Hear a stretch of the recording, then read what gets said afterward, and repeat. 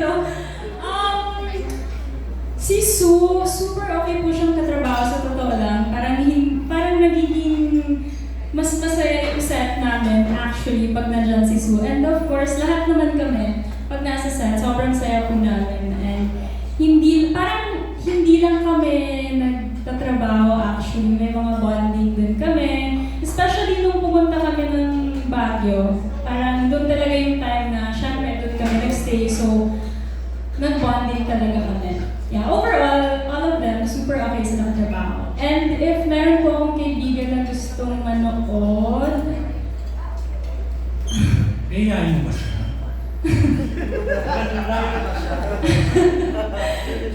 si ano po, si Ate Love po. Yung manager ko. Yes! Yun na lang po. Yes, si Ate Love. Pag-ibig po tayo today. Yes, ayan.